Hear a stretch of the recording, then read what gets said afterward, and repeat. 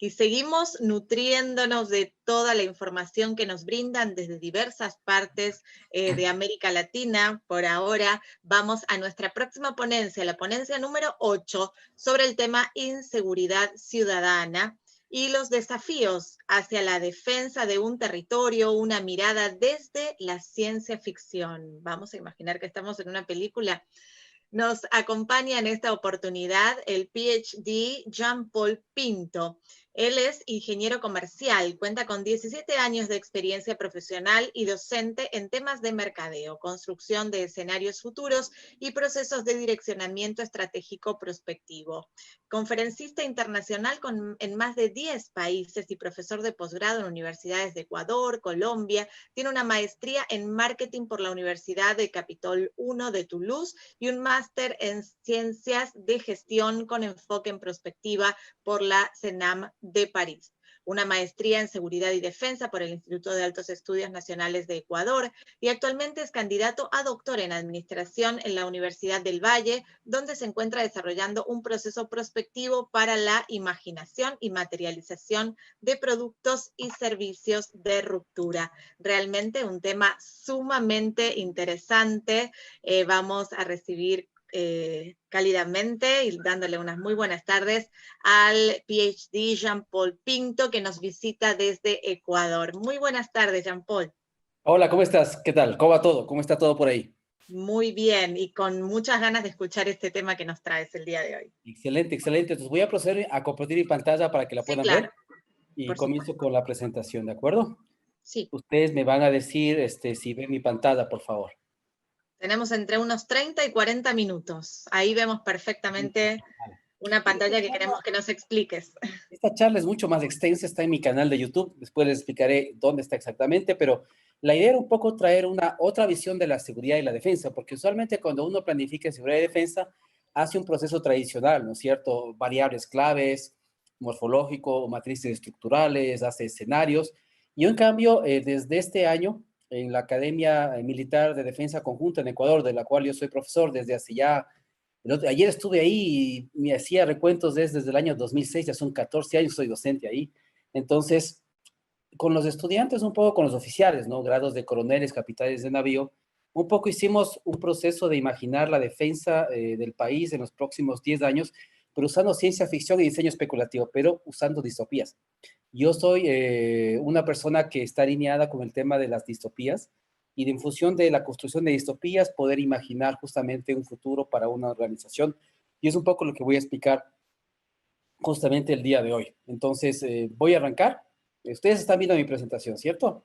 Estamos viendo perfectamente. Listo. Voy a basar en muchos textos de este libro que es fantástico de un querido amigo norteamericano de Tom Lombardo, de la ciencia ficción como la mitología del futuro, y un poco H.G. Wells, que él decía que estaba obsesionado por saber lo que está por venir e impaciente con el presente. ¿Sí? Y además de él señalaba una cosa muy importante, dice que la rigidez conduce a la muerte y a la extinción. En cambio, ¿no es cierto? Todo este tema de la transformación es un elemento fundamental de la vida. Hacer un diagnóstico de la seguridad y la defensa me parece que no tiene mucho sentido. Todos sabemos que la situación es muy grave, demasiado grave. Desde hace más de 5 años, de las 50 ciudades más violentas del mundo, 42 están en América Latina y eso no ha cambiado. Tenemos ese triste récord y de las 10 primeras, 8 están en Latinoamérica. Entonces, creo que eso me deja sin palabras en el tema del diagnóstico. En todo caso, les he puesto acá la fuente donde pueden ir a buscar eso. Y en otro indicador que es el Global Peace Index, un poco en las zonas que han progresado o han regresado en el tema, han sufrido regresiones en el tema de la seguridad, nos damos cuenta que quienes han hecho regresiones más fuertes son Centroamérica y Sudamérica. Es decir, la situación nuestra en términos de seguridad, en lugar de avanzar, de mejorar, ha retrocedido enormemente, ¿no? Aquí está el ranking de países en Latinoamérica, en Sudamérica. Ustedes verán que siempre Uruguay y Chile son percibidos afuera como muy seguros. Chile un poco menos después de las protestas que hubo en octubre pasado, pero Uruguay se mantiene siempre como el país más seguro de la región. Y en el índice de fragilidad del mundo del 2020 nos damos cuenta que estamos muy mal evaluados, ¿no? Estamos en zonas todavía frágiles, de riesgo, de violencia. Realmente la situación que tenemos no es para nada, digamos, esperanzadora. Entonces hay varias películas que retrasan bien la tragedia de América Latina en la seguridad, la película mexicana Inferno, donde evidentemente se señala, ¿no es cierto?, las cifras lo dicen, que la impunidad sobrepasa largo, ¿no es cierto?, el 90%, tropa de élite en el Brasil, ¿no es cierto?, sobre la incidencia de las favelas, de la seguridad, donde nos damos cuenta que realmente, inclusive en el tema de la pandemia, nos dimos cuenta que fueron los carteles los que alimentaban, ¿no es cierto?, y protegían a la gente de la favela por sobre el Estado. Es un Estado dentro de otro Estado.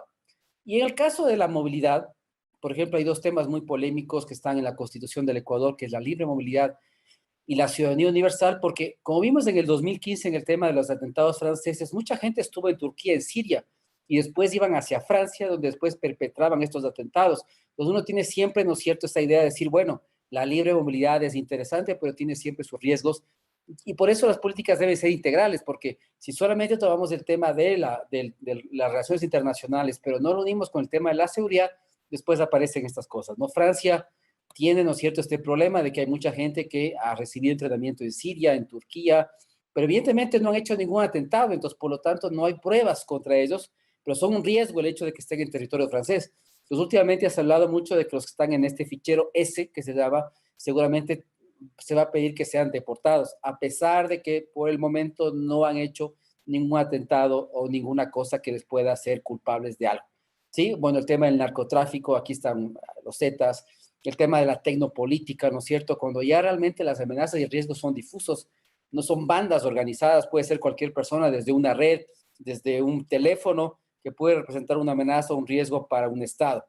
En riesgos naturales, nada más recordar la tragedia de Armero, perdón, en Colombia, ¿no es cierto? Ya tiene más de 30 años este episodio trágico, donde evidentemente se evidencia, ¿no es cierto?, que tenemos una mala gestión de riesgos en nuestros países, los temas de la minería ilegal, donde evidentemente en la frontera entre Ecuador y Colombia, por el hecho de que no hay presencia del Estado, no hay trabajo, la gente prefiere trabajar para grupos ilegales, extrayendo el oro de manera ilegal. Entonces nos damos cuenta que la presencia del Estado también es un elemento importante de la seguridad. En Río, me acuerdo, hace algunos años decían que si la gente podía cambiarse de ciudad, lo haría.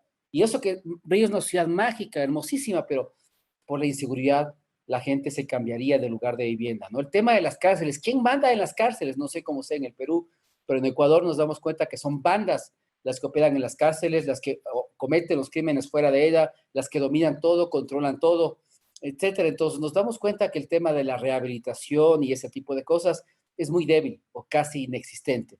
Y finalmente el tema de la relación entre policías militares y civiles es un tema fundamental. Ayer lo discutíamos con otros docentes en la Academia Conjunta Militar de Defensa y decíamos que es importante crear espacios donde civiles, militares y policías puedan trabajar en equipo, estén en las aulas, se conozcan más y puedan trabajar de mejor manera. Entonces, ahí la pregunta que yo me hacía es, bueno, ¿qué podemos hacer?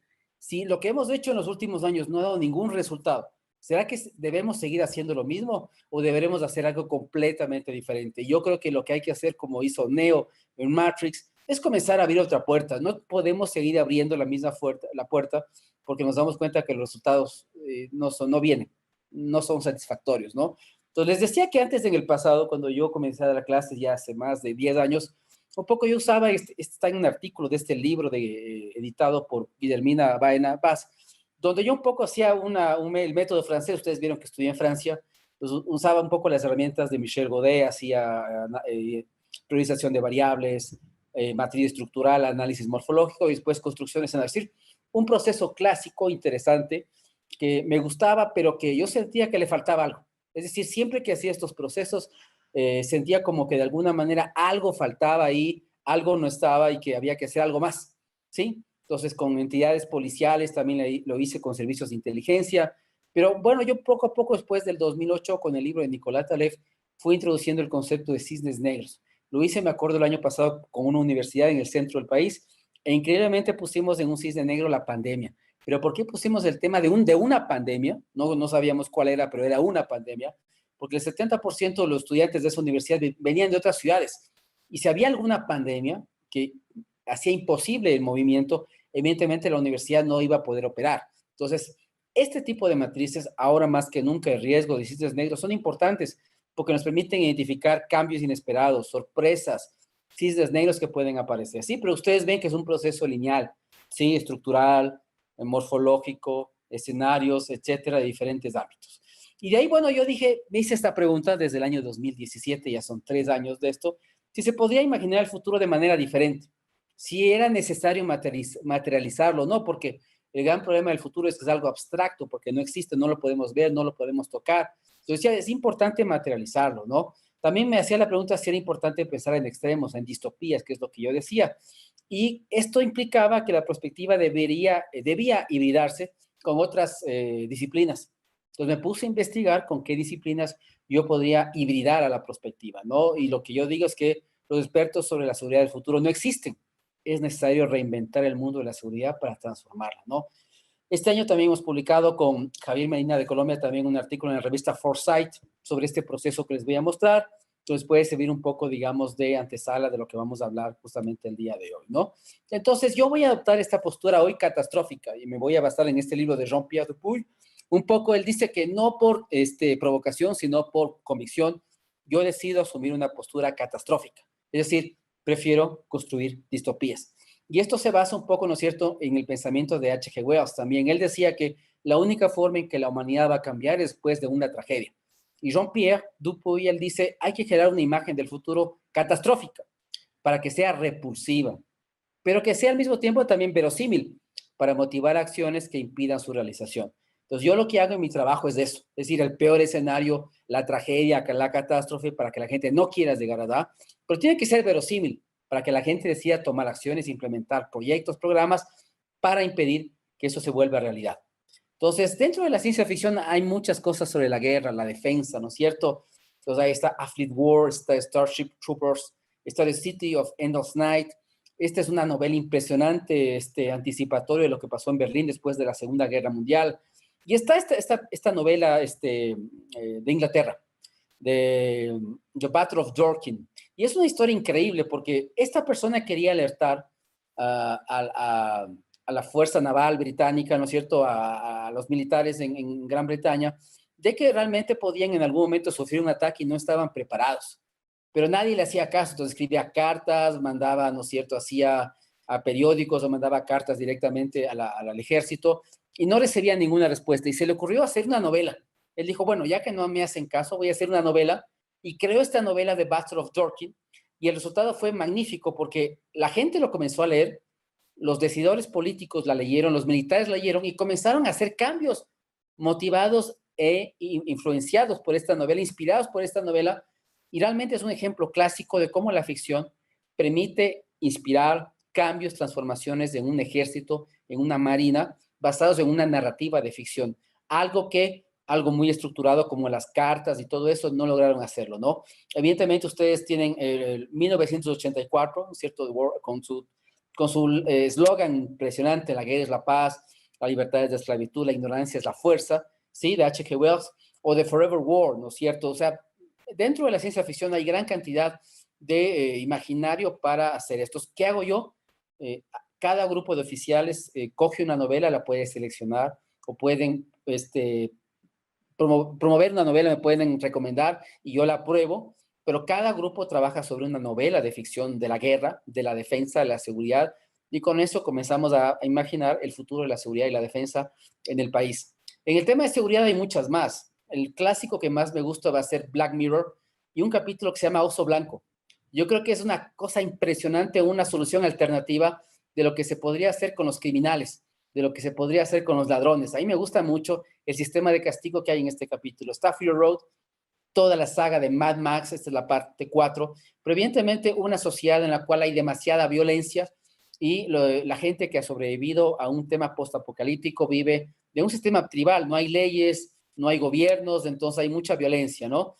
Está también Moxyland, que habla en cambio de la violencia generada por las nuevas tecnologías, de la brecha entre los que tienen tecnología y los que no tienen tecnología. Si hablamos de Ucronía, está Love, Death and Robots, con esta historia de Hitler. ¿Qué hubiera pasado si Adolfo Hitler hubiera sido aceptado en la Escuela de Bellas Artes? Seguramente habríamos ganado, ¿no es cierto?, un gran pintor y no habría muchas de las cosas que llegamos a experimentar. En el tema demográfico que pasó el lunes también en Netflix, y igual en Black Mirror, en los temas de pedofilia está Cállate y Baila, y en los temas de la tecnología aplicada al asesinato de ciudadanos de un país, de una sociedad, está el odio nacional.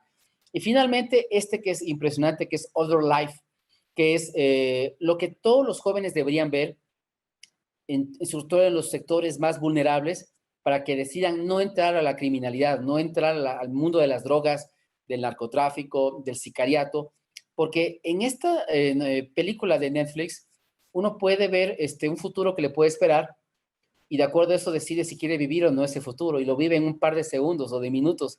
Entonces es impresionante. Entonces yo digo, si les pasamos en 5 minutos su vida de 30 años en un cartel de drogas, seguramente nadie se metería en un cartel de drogas. ¿Sí? Entonces, esa sería la idea, que la gente vea una distopía muy fuerte, que lo marque y que de acuerdo a eso más bien interese su camino, ¿no? Y tenemos Elysium, también me olvidaba, con estos robots que dan seguridad en una tierra post-apocalíptica, ¿no es cierto? Que es una película también muy buena. Y hay más, ¿no es cierto? Está El País de las Mujeres, que sobre todo a las feministas les gusta mucho.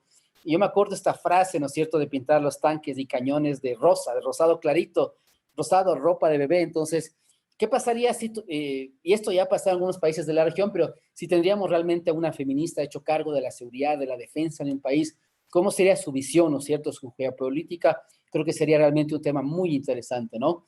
Está de la Purga Anarchy, la parte 2, donde el mismo Estado, ¿no es cierto?, purga a los ciudadanos durante una noche. Podemos matar a cualquier persona sin ser perseguidos y el Estado también puede hacer lo mismo, ¿no? También tenemos de un futuro muy lejano Altered Carbon, también en Netflix, sobre cómo sería el mundo de alta tecnología, evidentemente el clásico Blade Runner, donde hay humanos que cazan robots que se han salido un poco de los parámetros que estábamos haciendo. V for Vendetta, evidentemente una novela basada en un cómic de Alan Moore, sobre todo el tema, ¿no es cierto?, de la pelea frente a estados totalitarios. Y Minority Report, que es el gran clásico de la seguridad, ¿no es cierto?, donde ustedes tienen estas 3 mujeres que son capaces de anticipar los crímenes y tienen esta unidad de la policía que permite llegar justo antes que un crimen se cometa, ¿no es cierto? Esa es un poco una gran fantasía, la utopía que todos tenemos.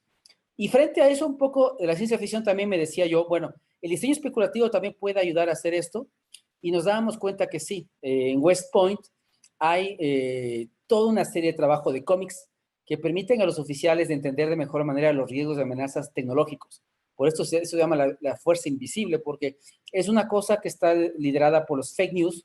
Entonces hacen que los oficiales entiendan de mejor manera cómo operan riesgos y amenazas que no podemos ver, que están en la tecnología, y qué mejor forma de entender eso más fácil, ¿no es cierto?, que con cómics. Y eso también lo podemos hacer con Legos. Yo tengo un colega en México con el que trabajamos y él también es profesor allá y usa con la Marina de México Legos para hacer políticas de defensa, para hacer riesgos y amenazas a la seguridad. Entonces, mi proceso tiene estas 4 fases, ¿sí?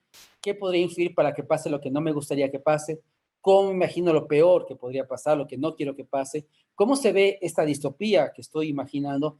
¿Y qué tenemos que hacer para salir de esta distopía, no? Entonces, ustedes ven en estas fotos cómo policías, civiles, militares interactúan, hacen mapas de empatía, mapas de valores. Esto lo hice también con una gobernación en otra ciudad, con gente de bajos niveles educativos, pero que estaban implicados en temas de educación, entonces con herramientas lúdicas, ¿no es cierto?, cercanas al design thinking, para que sea más fácil trabajar.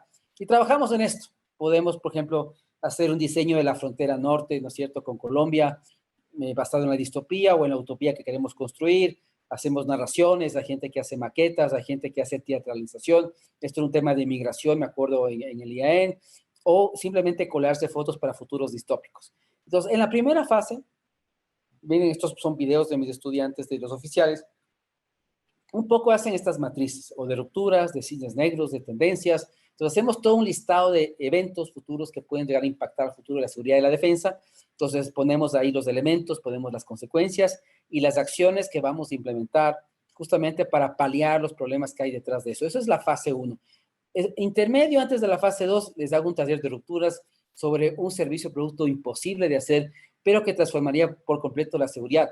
Y recuerdo un grupo me hizo esta máquina del tiempo y me dijo, mira, a la gente corrupta deberíamos ponerle en esta máquina y mandarle, por ejemplo, a la época de los dinosaurios. Claro que pobres dinosaurios morirían seguramente envenenados con semejante carne, pero evidentemente puede ser una solución interesante para el tema de la corrupción en nuestros países. En la fase 2, miren, hay grupos que cogen e inventan países, ¿sí? Un país 1 contra el país 2.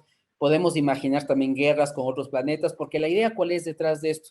Que imaginemos cómo podríamos combatir a un ejército mucho más poderoso, mucho más grande, con alta tecnología que nosotros no tenemos, y prepararnos frente a eso. Entonces, la gente coge, por ejemplo, hay un grupo que cogió la Guerra de los Mundos de H.G. Wells. Aquí se inventaron unos países, ¿no es cierto? Hay gente que hace dibujos, Entonces hace una serie de cosas como tal. Y también hay otros grupos, por ejemplo, que cogieron Star Wars, que tienen sus muñecos, que hacen sus juegos de guerra. Entonces les fue muy familiar el tema, porque ellos ya hacían juegos de guerras, tenían muñequitos, tenían ambientes, contextos de selva, etcétera, o de ciudades. Entonces fue muy fácil que ellos puedan usar eso para un poco imaginar el peor escenario de la seguridad, de la defensa en el país. Y, por ejemplo, aquí ustedes ven algo que está incendiando, ven gente muerta, ¿no es cierto?, etcétera, en situaciones muy complejas, ¿no? Y miren que lo hacen con cosas que hay en la casa. Estos son ambientadores, ¿no es cierto? No sé cómo les llaman en Perú, pero estos que expiden estos olores agradables y chéveres, pero lo hacen con todo lo que está en la casa, ¿no? Pues a veces cogen elementos de sus higos, legos, lo que sea, y comienzan a armar historias, ¿no? Ponen luces. Entonces, miren que esto es interesante porque permite materializar el riesgo, permite que sea mucho más claro, más tangible de qué estamos hablando, porque a veces cuando hablamos de sicariato, hablamos de trata de blancas, o hablamos, ¿no es cierto?, de ciberseguridad, son a veces conceptos que pueden sonar muy diferentes, ¿no es cierto?, distintas connotaciones, pero es mejor materializar, y por eso es que yo uso después diseño de la ficción, porque considero que la ficción te lleva a otros mundos, te hace ver otras realidades alternativas, pero no es suficiente, es necesario también materializar, que la gente pueda tocar, ver, sentir el futuro. Y miren que hasta un oficial con sus dos hijas hicieron un TikTok sobre el tema de la pesca ilegal cerca de las Islas Galápagos, que fue un problema también grave que me parece que ustedes también sufrieron. Entonces, hicieron un TikTok sobre estas amenazas, pintaron, ¿no es cierto?, hicieron un video. Increíble, entonces, significa que podemos usar otras herramientas para que la gente entienda los riesgos y amenazas a la seguridad, esté clara qué es lo que esto implica, ¿no es cierto?, y sea mucho más tangible, ¿no? Hay otra gente, en cambio, que me hizo estos muñequitos, ellos mismos lo hicieron, ¿no es cierto?, o hacen decoraciones de selva por el tema del narcotráfico. Entonces, es una cosa bien interesante porque nos permite recrear ambientes en los cuales habría que entrar a operar, y evidentemente ahí es mucho más fácil que el teatro de guerra o de seguridad esté claro para ver de qué manera se va a entrar a operar en este terreno. ¿Sí? Pero evidentemente, como no es suficiente hacer ciencia ficción y diseño especulativo, la otra cosa que hacemos es aterrizar esto en la estrategia. Y aquí sí vuelve un poco a las herramientas clásicas de la prospectiva, a los árboles de competencia de Marc Gigé. Entonces ellos dicen, bueno, en función de esta distopía que acabamos de hacer, ¿qué nuevos conocimientos deberíamos tener para no llegar a edad? ¿Qué nueva estructura deberíamos tener en nuestro ejército? ¿Qué nuevos servicios o productos deberíamos ofrecer a la comunidad, ¿no es cierto?, para mayor seguridad, para mejor defensa? Como hacemos listados largos de 50, 70, a veces de 100 acciones, hacemos una back de Reñer con colores, donde el verde significa que eso sí se va a hacer, el rojo eso no va a ser, y nos ponemos de acuerdo sobre qué será hecho a futuro. Entonces es una etapa de identificación de acciones, de capacidades futuras, donde al final llegamos a la visión de futuro. El último gran producto de todo este proceso es la visión futura de la organización. Y este año, y lo voy a repetir porque ayer tuvimos reunión voy a repetirlo con dos grupos más en el 2021, les hice trabajar sobre Océano Azul. Una cosa que no había hecho en términos de defensa, que lo había visto trabajado en términos de seguridad para policía, pero quise también hacerlo para defensa y salió una experiencia muy interesante donde los oficiales comenzaron a pensar, bueno, ¿podemos hacer un Océano Azul de la defensa o no lo podemos hacer? Y para terminar, un poco ustedes dirán, bueno, pero esta locura, ¿qué impacto tuvo sobre los oficiales? Y ustedes pueden ver algunas opiniones de ellos acá. Dicen que es útil, que permite salir de lo convencional, que es aplicable, que permite abrir la mente, ¿no es cierto? Sobre todo que se pueden considerar escenarios que no tomaríamos en cuenta con otras metodologías tradicionales. Esto permite evitar sorpresas, evitar la improvisación, cambiar la forma de pensar, ¿no es cierto? Ser mucho más creativos, más imaginativos. Y como un oficial decía en México, usar legos o maquetas no es tan simple, ¿sí? Es un proceso de trabajo, de reflexión, de análisis. Y hay otros grupos, en cambio, que decían que era importante crear el escenario catastrófico para la toma de decisiones, que ellos lo veían importante. Es decir, a la hora de tomar decisiones, el escenario catastrófico podía ser una gran alternativa, ¿no? Además decían que como el proceso es colaborativo, este año lo hicimos realmente totalmente virtual, pero como el Zoom permite los breakout rooms, la gente, los oficiales se reunían, yo podía entrar, veía lo que estaban trabajando, nos poníamos de acuerdo, veía cómo iban avanzando en todo el proceso. Entonces, profundiza la comunicación, permite pensar mejor en modelos, en estrategias, y evidentemente, como decía otro oficial, permite que las líneas de acción del Estado se amplíen para escenarios poco probables, hasta imposibles, ¿no? Y para terminar, decían que este proceso permite prepararse para el peor escenario, es una forma novedosa de ver escenarios desconocidos o que usualmente no son considerados porque son vistos como poco probables, siembran conciencia en los riesgos. Esto implica que hay una mayor sensibilización de la gente que participa sobre lo que es un riesgo o una amenaza, que es importante el uso de prototipos en el tema de seguridad, que es muy didáctico, ¿sí? Uno ya tiene mucho más claro que es un riesgo o una amenaza, y que lo veían factible el uso de las distopías, porque si la realidad es mala, es mejor verla y experimentarla en carne propia, ¿no? Y va más allá de las teorías o trabajos pesados de gabinete. Y decían que la ciencia ficción ayuda a identificar riesgos y amenazas y que la ficción realmente es importante porque se está volviendo realidad. Entonces yo recuerdo, ¿no es cierto?, cuando se inauguró aquí la película del Joker, uno iba al cine y era impresionante porque la violencia que estaba en el cine era la misma que estaba en las calles, en el centro de Quito. Y uno decía, pero se han puesto de acuerdo, o sea, ¿y para qué pagué yo para ir al cine para ver un nivel de violencia que la encuentro a 10 minutos a pie? O sea, no tiene ningún sentido. Entonces, la ficción superó la realidad. Y por último, señalaron que es necesario priorizar las narrativas distópicas o de catástrofe para construir estructuras mucho más robustas, porque evidentemente un elemento importante dentro de la seguridad es el concepto de vulnerabilidad en una fuerza, ¿no? Entonces, como les decía, ahí está un poco mi LinkedIn, está mi Instagram, donde van a ver muchas de estas fotos de mis proyectos, y mi canal de YouTube, donde está esta charla mucho más larga, extensa, porque ahorita he hecho un resumen rápido de todo esto, y con otra gente en 10 países estamos ya abriendo una comunidad de transformación de negocios, donde vamos a empezar a dar charlas, capacitaciones, asesorías en diferentes áreas. Entonces, hasta ahí no quiero alargarme más, sé que estoy ya en los tiempos justos, así que, bueno, gracias por la invitación. Jean-Paul, muchísimas gracias, realmente sumamente interesante. Y la gran pregunta sería, ¿esta pandemia mundial ha superado a la ficción, esta realidad que hemos vivido todos en estos meses? O sea, el gran problema que yo lo he señalado en algunas conferencias es que la pandemia es un evento que sí se visualizó hace algún tiempo ya, pero evidentemente no había forma de saber cuándo iba a materializarse ni de qué forma. Y el otro gran problema es que cuando vino el tema de la pandemia, había temas que estaban como mucho más importantes. Los riesgos tecnológicos, todo el tema de la alta tecnología y el cambio climático. Entonces, a eso se suma que tuvimos dos eventos anteriores, el SRAS, el MERS en Medio Oriente, que supimos controlar. Es decir, gente que murió, gente que se infectó, pero no fue una pandemia. Fue un evento grave, pero que se pudo controlar. Entonces, seguramente los gobiernos esta vez pensaron que iba a ser similar, que no había de qué preocuparse, minimizaron el evento, otros eventos opacaron el tema de la pandemia, y realmente ahora nos damos cuenta que la globalización no es una tan buena idea, porque nos damos cuenta que un virus que está al otro lado del mundo puede llegar rápidamente en una semana, que es nada de tiempo para que una población se pueda preparar.